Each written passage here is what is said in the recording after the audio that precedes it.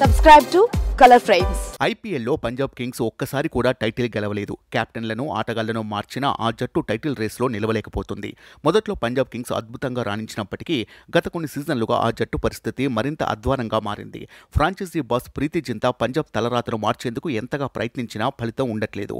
అయితే Caribbean Premier లీగ్లో మాత్రం ప్రీతి పాప జోరు చూపించింది. కరేబియన్ ప్రీమియర్ లీగ్లో ఎట్టకేలకు ప్రీతి కల నెరవేరింది. కరేబియన్ ప్రీమియర్ లీగ్లో సెయింట్ లూసియా కింగ్స్ ట్రోఫీని గెలుచుకుంది. ఫైనల్ మ్యాచ్లో Saint Lucia Kings Guyana Amazon వారియర్స్తో తలపడగా సెయింట్ లూసియా 6 వికెట్ల తేడాతో గెలిచి టైటిల్ను కైవసం చేసుకుంది. చివరి మ్యాచ్లో సెయింట్ లూసియా కింగ్స్ టాస్ గెలిచి బౌలింగ్ ఎంచుకుంది. తొలుత బ్యాటింగ్ దిగిన గయానా అమెజాన్ వారియర్స్ జట్టు 138 పరుగులకే ఆలౌట్ అయింది. 139 పరుగుల లక్ష్యాన్ని ఛేదించిన సెయింట్ లూసియా కింగ్స్ జట్టు 19వ ఓవర్ తొలి బంతికే లక్ష్యాన్ని ఛేదించి 6 వికెట్ల తేడాతో విజయం సాధించి టైటిల్ను కైవసం చేసుకుంది. ఫాఫ్ డు ప్లెసిస్ సారథ్యంలో సెయింట్ లూసియా జట్టుకు చివరి మ్యాచ్లో శుభారంభం లభించలేదు. తొలి 10 ఓవర్లలో ఆ జట్టు 51 పరుగులు మాత్రమే చేసింది.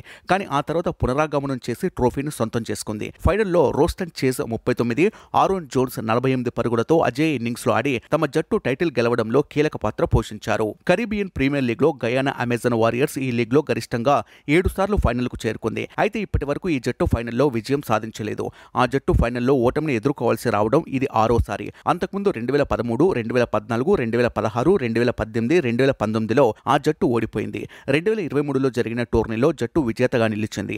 అయితే సెయింట్ లూసియా కింగ్స్ 2020 మరియు 2021లో జరిగిన ఫైనల్ మ్యాచ్లలో ఓడిపోయింది. ఇక ఈ లీగ్ లో టైటిల్ గెలిచిన ప్రీతి కిరాక్ రియాక్షన్ తో అదరగొట్టింది. మైదానంలో అమ్మడు సంబరాలతో రచ్చ చేసింది. అయితే ఇదే జోరును ఐపీఎల్ లోనూ కొనసాగితే వచ్చే సీజన్ లో పంజాబ్ కప్పు కొట్టడం ఖాయమంటున్నారు. వీడియో మీకు నచ్చినట్లయితే ప్లీజ్ లైక్ చేయండి, షేర్ చేయండి, కామెంట్ చేయండి.